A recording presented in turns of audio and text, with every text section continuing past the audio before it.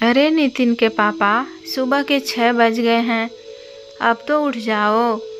कल ही नितिन तुम्हें डॉक्टर के पास लेकर गया था। डॉक्टर ने तुम्हें सुबह शाम घूमने के लिए कहा है। एक तो रिपोर्ट में डायबिटीज निकल गई, ऊपर से तुम्हारे घुटनों का दर्द। थोड़ा बुढ़ापे पर अपना ख्याल रखो। अगर तुम्हें कुछ हो जाएगा तो मैं कैसे जीऊँगी। अरे कुछ नहीं होगा मुझे, मैं कहाँ जा रहा हूँ। नींद में बड़बड़ाते हुए किशोर जी ने कहा, चलो अब इतना कह रही हो तो उठ जाता हूँ। 10 मिनट दो, उसके बाद मैं तुम्हारे साथ पास के ही पार्क में घूमने चलूँगा। वरना बुढ़ापे पर मुझे समस्या हुई तो तुम्हें ही सेवा करनी पड़ेगी।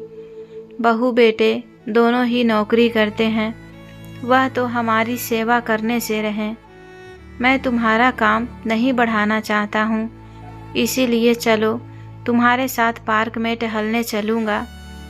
इतना कहकर किशोर जी अपने फूल कपड़े पहन लेते हैं। बाहर सर्दी बहुत है। अलमारी से एक शॉल ओढ़ते हुए कमला जी को देते हुए कहते हैं, भाग्यवान तुम भी तो शॉल ओढ़ लो, बाहर ठंडी बहुत ज़्यादा है। कहीं सर्दी जुकाम हो गया तो मुश्किल हो जाएगी। दोनों पति पत्नी घर के पास वाले पार्क में घूमने के लिए चले गए। 1 घंटे दोनों घूमते रहे। उसके बाद पार्क में पड़ी हुई कुर्सी पर बैठकर बातें करने लगे। पार्क में घूमते घूमते पूरा 1 से 2 घंटे निकल जाता है। कमला जी कहती हैं, आप जल्दी से घर चलो बेटा, बहू की ऑफिस जाने का समय हो रहा है। बहू 9 बजे ही निकल जाती है, बेटा तो फिर भी 10 बजे तक जाता है। मुझे जल्दी से टिफ़िन बनाकर देना है। अगर इधर से लेट जाऊंगी तो टिफ़िन देने में लेट हो जाएगी। हाँ हाँ कमला, चलो घर चलते हैं। दरअसल कमला जी और किशोर जी पहले तो अपने पैतृक गांव में रहते थे। बहुत समय तक उनका कोई संतान नहीं हुई थी। बुढ़ापे पर जाकर उनको नितिन मिल गया। विपरीत परिस्थितियां होने के बाद भी किशोर जी ने अपने बेटे को खूब अच्छे से पढ़ाया लिखाया। किस्मत ने भी साथ दिया। आज नितिन बहुत अच्छे शहर में अच्छी नौकरी कर रहा है। उसकी पत्नी भी पढ़ी लिखी है, एक स्कूल में टीचर है। दोनों ही अच्छे खासे पैसे कमाते हैं। घर में पैसों की कोई कमी नहीं है। माता पिता गांव में अकेले रहते हैं।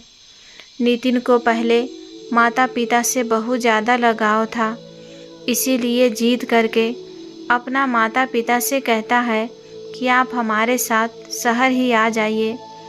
बार बार आप लोगों की तबीयत खराब होती है, हमारा गांव में बार बार आना पॉसिबल नहीं है। बेटे नितिन के बहुत ज़्यादा आग्रह करने पर किशोर जी अपने गांव के घर और ज़मीन को बेचकर बेटे बहू के पास शहर आ गए। 9 महीना तक तो सब कुछ ठीक रहा, लेकिन उसके बाद बहू को अपने सास ससुर घर में बिल्कुल भी पसंद नहीं आते थे। सास तो फिर भी ठीक थी, क्योंकि वह घर के कामों में मदद करती थी, लेकिन किशोर जी बहू को फूटी आँख भी नहीं सुहाते थे। उसके लगता था यह कुछ काम धाम तो करते नहीं हैं, घर में पूरा दिन फालतू ही बैठे रहते हैं। पता नहीं नितिन ने इन दोनों को इधर क्यों बुलाया है। एक दिन किशोर जी और कमला जी पार्क में घूम रहे थे, तभी कमला जी की नज़र किशोर जी के जूते पर गए, जो अंगूठे के पास दोनों तरफ से फट गए हैं। किशोर जी का अंगूठा जूते से बाहर निकल गया। कमला जी कहती हैं, आपके जूते फट गए हैं, नितिन से कह देना वह आपके लिए नया जूता ले आएगा। कमला, मैं 10 दिन पहले ही नए जूते लाने के लिए कहा था, शायद भूल गया होगा। अच्छा ठीक है, मैं उसको आज याद दिला दूंगी, वह आपके लिए नए जूते ले आएगा। घर आते ही कमला जी रसोई में खाना बनाने के लिए चली गई। बेटा जब ऑफिस जाने के लिए नहा कर आया तो कमला जी अपने बेटे से कहती हैं, नितिन तुम्हारे पापा के जूते फट गए हैं, उनके लिए एक जोड़ी नए जूते ले आना। अपनी माँ की बात सुनकर नितिन कहता है, ठीक है माँ, मैं शाम को ऑफिस से लौटते वक्त पापा के लिए नए जूते ले आऊँगा। इतना कहकर वह ऑफिस जाने के लिए तैयार होने लगा। कमरे में अपने स्कूल जाने के लिए तैयार हो रही नितिन की पत्नी श्वेता अपने पति और सास की बातों को सुन लेती है। सुबह के वक्त वह अपने पति से कुछ भी नहीं कह पाती, क्योंकि उससे भी ऑफिस जाने की जल्दी थी और नितिन भी ऑफिस जाने के लिए तैयार हो रहा था। लेकिन वह शाम को अपने पति के आने का इंतज़ार करने लगती है। शाम के समय कमला जी और किशोर जी अपने कमरे में बैठे बैठे चाय पी रहे थे। तभी उनका बेटा भी ऑफिस से आ गया।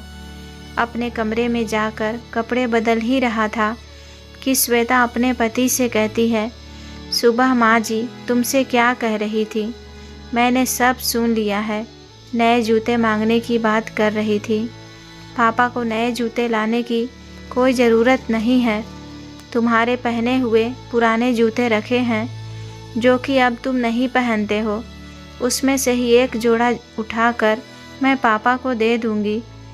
अपनी पत्नी की बातों को सुनकर नितिन कहता है कि ठीक है, तुम्हें जो ठीक लगे वह कर दो, लेकिन पापा को एक जोड़ी जूते ज़रूर दे देना। ठीक है, दे दूंगी। क्या तुम्हें मुझ पर भरोसा नहीं है? नहीं, भरोसे की कोई बात नहीं है। मैं तो सिर्फ इतना कह रहा हूँ कि तुम पापा को जूते दे देना। इसमें इतने चिल्लाने वाली क्या बात है?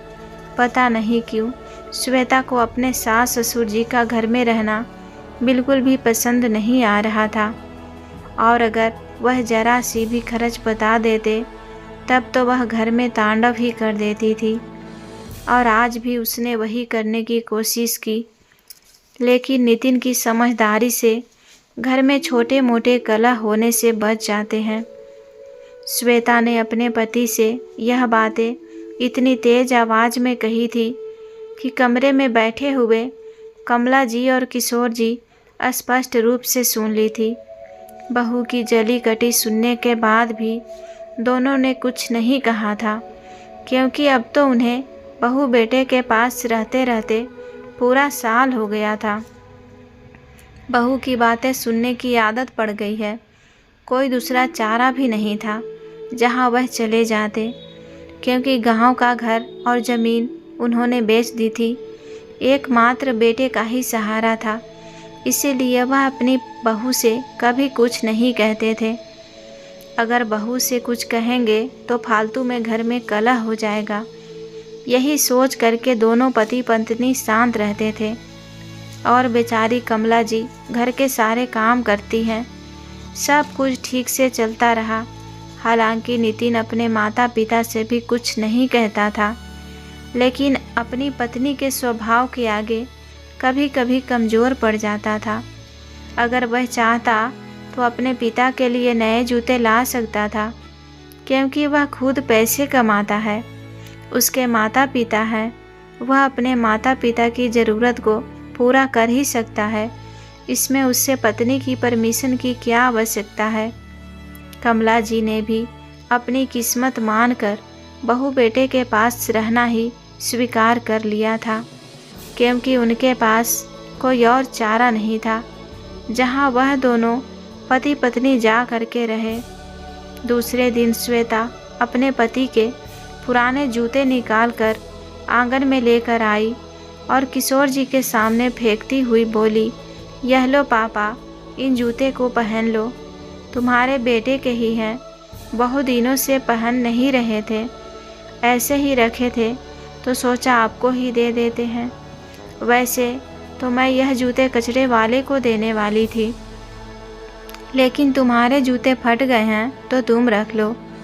बहू की बातें सुनकर कमला जी सोचती है कि पुराने जूते देकर भी बहू मेरे पति को एहसान दिखा रही है, जबकि मैंने तो और मेरे पति ने कल उसकी सारी बातें सुन ली थी कि उसने बेटे से जूते नए लाने से मना कर दिया था। किशोर जी चुपचाप से उन जूतों को उठा लेते हैं।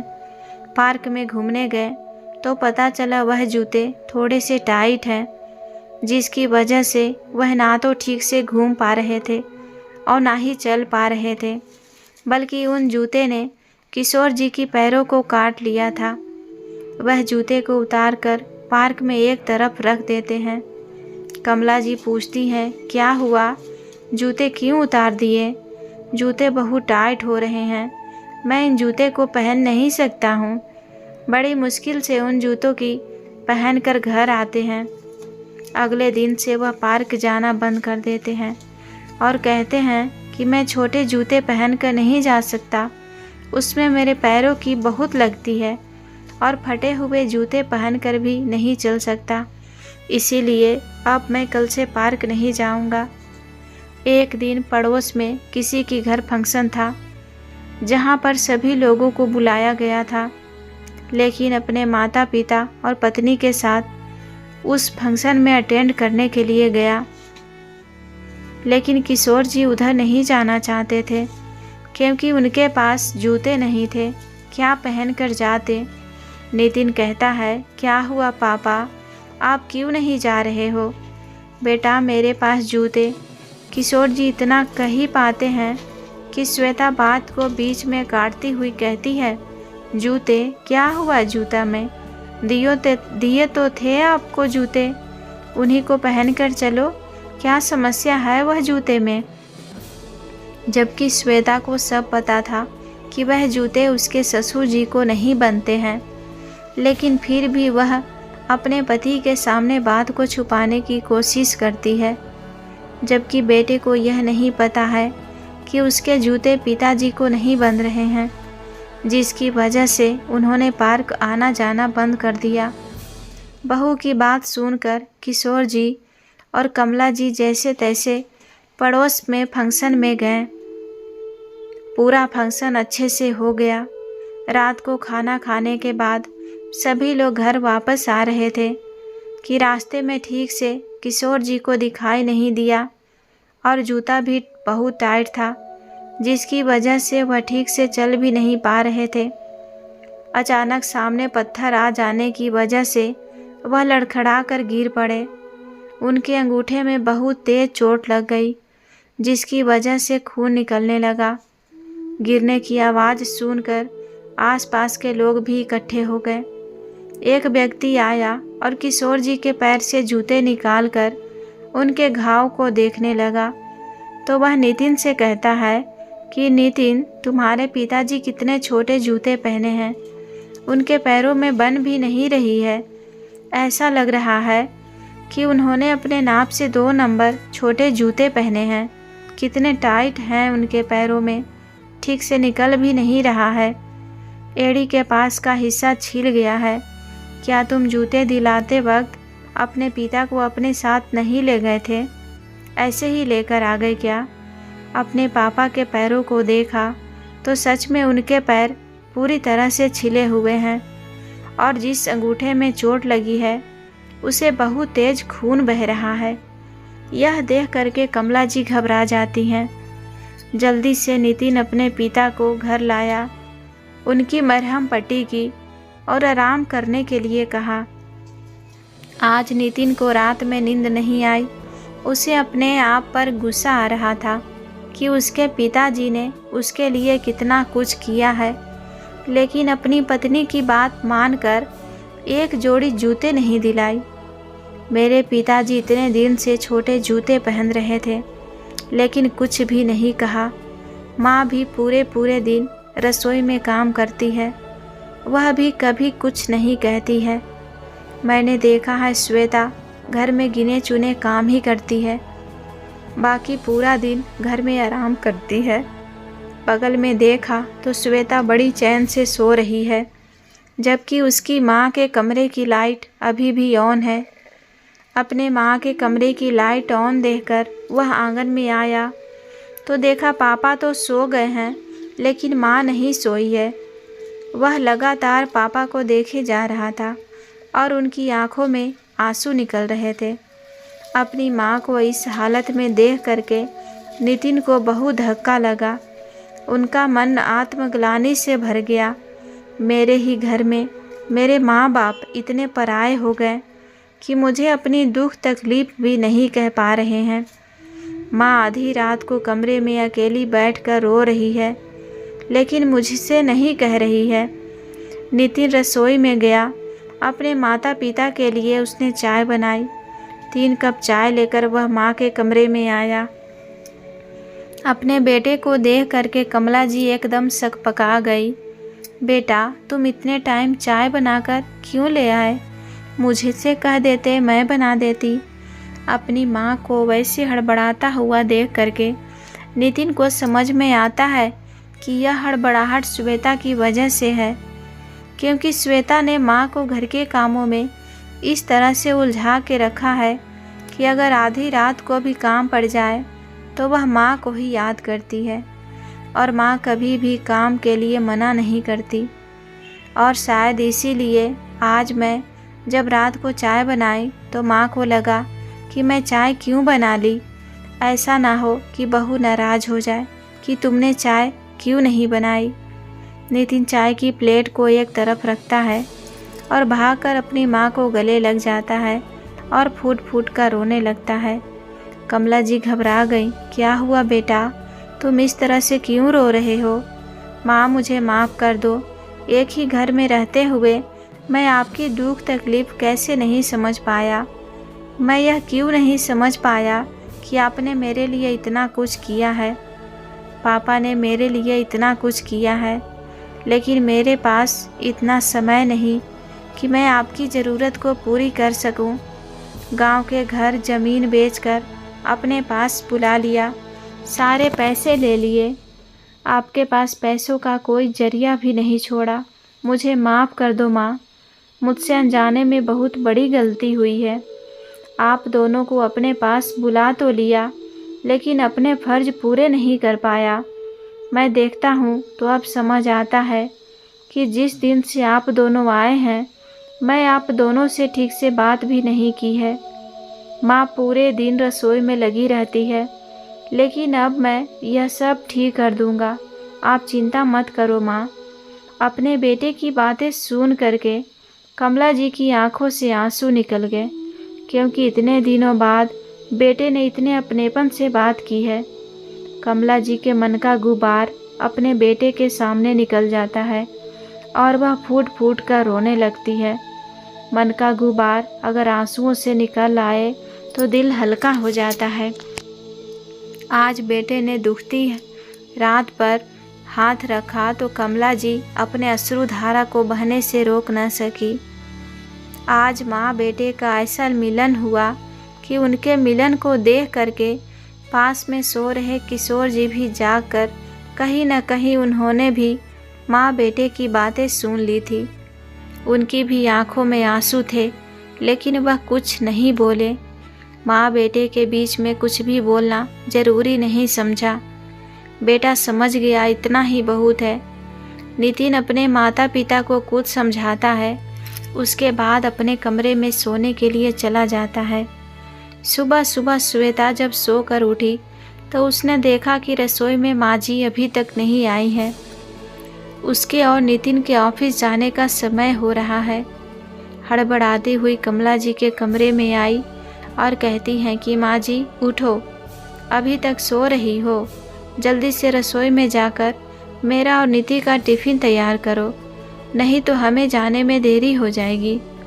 तभी पीछे से नितिन आता है और कहता है, श्वेता, माँ टिफ़िन नहीं बनाएगी। एक तो पापा की तबीयत ठीक नहीं है, माँ पूरी रात ठीक से सो भी नहीं है। तुम्हें उनकी हालत नहीं दिखाई देती है। वह अब हमारा टिफ़िन नहीं बनाएगी। तुम्हें खुद ही मेरा और अपना टिफ़िन बनाना पड़ेगा। साथ ही माँ का और पापा का खाना भी बना कर रख कर जाना पड़ेगा। क्या फालतू की बकवास कर रहे हो नितिन? मैं इतनी सुबह सुबह उठ करके टिफ़िन बनाऊंगी और इन लोगों के लिए खाना बना कर जाऊंगी? तुम्हारा दिमाग तो ख़राब नहीं है? जल्दी से अपनी माँ से कहो रसोई में आए। और फिर खाना ही बनाना नहीं होता है, घर में बहुत सारे काम होते हैं। वही तो मैं कह रहा हूँ श्वेता, घर में बहुत सारे काम होते हैं जिनको तू माँ से करवा रही थी और जिनका एहसान भी नहीं मानती थी। माँ तुम्हारा मेरा टिफ़िन तैयार करके देती है, हमारे जाने के बाद पूरा घर फैला होता है उसको संभालती है, लेकिन अब माँ नहीं करेगी। घर के काम के लिए मैं आज ही एक काम वाली रखने वाला हूँ जो घर की साफ़ सफाई करेगी, बर्तन धुलेगी, खाना तुम बनाओगी। थोड़ी बहुत जो काम होंगे वह बाद में माँ देख लेगी, लेकिन जो तुम्हारे काम हैं खाना बनाने के वह तुम्हें करने ही पड़ेंगे। कभी ज़रूरी हुआ या तुम्हें कोई दिक्कत हो तब माँ खाना बनाएगी, लेकिन नॉर्मली माँ रसोई में खाना नहीं बनाएगी। नितिन की बात सुनकर पैर पटकती हुई श्वेता रसोई में गई और बर्तन पटक पटक कर खाना बनाने लगी। कमला जी अपनी बहू के रूप को देख करके थोड़ा डर रही थी, लेकिन नितिन उन्हें तसल्ली देता है कि आप चिंता मत करो माँ, मैं सब ठीक कर दूँगा।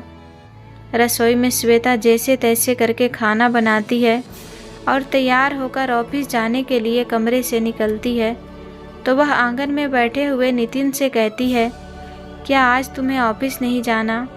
अभी तक रेडी नहीं हुए हो? नहीं श्वेता, आज मैं ऑफिस से छुट्टी लिया हूँ। आज कोई ज़रूरी काम है, इसीलिए मैं ऑफिस नहीं जा रहा हूँ। इससे ज़्यादा नितिन श्वेता से कुछ भी नहीं कहता। श्वेता जल्दी में थी, वैसे भी आज खुद खाना बनाने की वजह से लेट भी हो रही थी। ज़्यादा में बात ना करके वह अपना टिफ़िन उठाकर जल्दबाजी में ऑफिस के लिए निकल गई। जब शाम को वापस आई तो देखा घर पर ना तो नितिन है और ना ही उसके माता पिता। घर के बाहर ताला लगा हुआ देख करके श्वेता नितिन को फ़ोन करती है कि तुम सब लोग कहाँ गए हो, अभी तक वापस नहीं आए हो। नितिन कहता है कि हाँ मुझे पता है तुम इस समय वापस से आती हो, इसीलिए घर की दूसरी चाबी सुबह ही तुम्हारे पर्स में रखती थी। तुम एक बार पर्स में देखो, चाबी तुम्हारे पास में ही है। श्वेता पर्स खोलती है तो सच में उसकी एक दूसरी चाबी रखी है। फ़ोन पर बात करते करते ही श्वेता घर के अंदर आ गई और कहती है, आखिर तुम गए कहाँ हो, यह तो बता दो। कुछ नहीं, आकर बताता हूँ, कोई ज़रूरी काम था इसीलिए आया था। इसके बाद नितिन फ़ोन काट देता है। इधर श्वेता का रोज़ ही ऑफिस से आने के बाद कमला जी चाय बना कर रखती थी, लेकिन आज वह घर पर ही नहीं है, खुद चाय बनानी पड़ी। सुबह भी खाना बनाना पड़ा, इसीलिए आज बहुत ज़्यादा चिड़चिड़ा रही थी। लग रहा था कि कब कमला जी आए और वह उन पर चिल्लाए। 2 घंटे के बाद नितिन अपने माता पिता को घर लेकर आया तो श्वेता कमला जी पर चिल्लाते हुए कहती है, कहाँ गई थी? ऐसा क्या काम था जहाँ पर तुम चली गई? तुम्हें पता है मैं ऑफिस से इतनी थक कर आई थी, मुझे ही आकर चाय बनानी पड़ी। कमला जी कहती हैं कि बेटा तुम्हें तो पता है तुम्हारे पापा जी के पैर में कल चोट लग गई थी, उसी को दिखाने के लिए डॉक्टर के पास गए थे। डॉक्टर ने पट्टी कर दी है। हाँ तो तुम्हारे जाने की क्या ज़रूरत थी? नितिन लेकर जाता, तुमने उधर जाकर क्या कर लिया? पट्टी डॉक्टर को करनी थी। अब चलो रसोई में जाकर शाम का खाना बनाओ, मैं बहुत थक गई हूँ। अपने कमरे में आराम करने के लिए जा रही हूँ। अपनी पत्नी को माँ पर इस तरह से चिल्लाते हुए देखकर नितिन को बहुत गुस्सा आता है। वह गुस्साते हुए कहता है, अब बस श्वेता बहुत हो गया। अब तुमने मेरी माँ से कुछ भी कहा तो तुम्हारे लिए अच्छा नहीं होगा। क्या किया है मेरी माँ ने जो तुम उन पर इतना चिल्ला रही हो? अरे अपने लिए चाय बनाई थी, किसी और के लिए नहीं बनाई थी। चाय बनाकर पी ली तो कौन सा एहसान कर दिया मेरी माँ पर। अब तुम्हें अपने काम खुद करने की आदत डालनी होगी। मेरी माँ तुम्हारा कोई काम नहीं करेगी। श्वेता नितिन का मुंह ताकती रह जाती है। नितिन अभी अभी बाहर से आया है, उसके हाथों में कुछ पैकेट्स हैं। अपने हाथों में लिए हुए पैकेट को खोलकर उसमें से चमचमाती हुई नए जूते निकालता है और अपने पापा को पहनाते हुए कहता है, देखो पापा, यह जूते अब आपके नाप से हैं, यह काटेंगे नहीं। मैं एक जोड़ी नहीं 2 जोड़ी जूते लेकर आया हूँ आपके लिए। ये घूमने में बहुत आरामदायक होते हैं और दूसरे कहीं आने जाने के लिए। और माँ, आपके लिए भी मैं 2 जोड़ी साड़ियाँ लेकर आया हूँ। पापा के जूते और माँ की साड़ियाँ देख करके श्वेता के होश उड़ गए। चिल्लाती हुई नितिन से कहती है, अरे तुम्हें डॉक्टर को दिखाने जाना था तो उसको दिखा लेते, पर इन दोनों लोगों को इतनी सारी शॉपिंग करवाने की क्या ज़रूरत थी? अगर जूते की ज़रूरत थी तो तुम्हारे पुराने जूते पड़े थे, मैंने दे दिए थे। मेरी पुरानी साड़ियाँ पड़ी थी, मैं माँ को दे देती। नई साड़ियाँ खरीदने की क्या ज़रूरत थी? बस श्वेता, इससे आगे एक शब्द मत बोलना, वरना मुझसे बुरा कोई नहीं होगा। मेरी माँ और पापा ना ही पुराने जूते पहनेंगे और ना ही पुरानी साड़ियाँ। आज उनका बेटा कमाने वाला है, उन्हें जिस भी चीज़ की ज़रूरत होगी मैं ला कर दूँगा। मैं तुम्हारे पैसे नहीं मांग रहा हूँ। क्या मैं अपनी सैलरी से अपने माता पिता की ज़रूरतें भी पूरी नहीं कर सकता?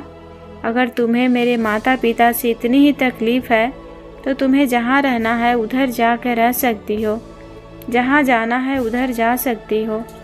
मैं तुम्हें मना नहीं करूँगा। तुम्हारे कहने का क्या मतलब है? अपनी आवाज़ को कम करती हुई श्वेता कहती है, तुम्हें जो समझ में आए वह समझो, लेकिन मेरे मम्मी पापा को तुम परेशान नहीं करोगी। मैं समझता हूँ कि तुम नौकरी करती हो, तुम्हारे पास भी समय की बहुत कमी है, लेकिन इसका मतलब यह नहीं है कि मेरी माँ को तुम घर की नौकरानी बना लो। मेरे पापा को तुम पुराने जूते पहनने को दो, जितना ज़रूरी होगा माँ काम करेगी। आज श्वेता अपने पति नितिन के गुस्से को देखकर दंग रह गई। उसे समझ में आ गया था कि अब उसकी हेकड़ी उसके सास ससुर पर चलने वाली नहीं है, और अपने पति के गुस्से को देखकर श्वेता शांत हो जाती है। कुछ दिनों तक दोनों में बात नहीं होती, लेकिन धीरे धीरे घर का माहौल सही होने लगता है। श्वेता को कुछ ही दिनों में घर के काम करने की आदत पड़ जाती है। ऐसा नहीं था कि कमला जी काम ना करती थी। रसोई में वह बहू का हाथ बटाती थी, बाद में घर के सारे काम समेटती थी। जितने भी छोटे मोटे काम होते थे वह करती थी। लेकिन हाँ, पहले जो श्वेता ने अपनी सासू माँ को घर की नौकरानी बना कर रखा था, अब नितिन अपनी माँ को उस तरह से नहीं रखना चाहता था। आज किशोर जी और कमला जी अपने बेटे बहू के घर में प्रसन्न होकर रह रहे हैं। बेटा भी उनसे दुख तकलीफ के हालचाल ले लेता है, और माता पिता को इससे ज़्यादा क्या चाहिए। अरे बेटा दिन में 24 घंटे में 10 मिनट भी उनसे 2 मीठे बोल बोल ले, माता पिता को इतने में ही खुश हो जाते हैं। इससे ज़्यादा उन्हें कुछ नहीं चाहिए, और उनकी ज़रूरतें भी बहुत सीमित होती है। तो अपने माता पिता का ख्याल रखना, उनकी ज़रूरत का ख्याल रखना बच्चों का ही कर्तव्य होता है। तो दोस्तों, उम्मीद करती हूँ आपको कहानी पसंद आई होगी। कहानी पसंद आए तो वीडियो को लाइक करें। चैनल पर पहली बार आए हैं तो सब्सक्राइब करके बेल आइकन घंटी प्रेस कर लें, ताकि मेरे आने वाली हर वीडियो का नोटिफिकेशन मिलता रहे और आप नई कहानी सुनते रहें। धन्यवाद।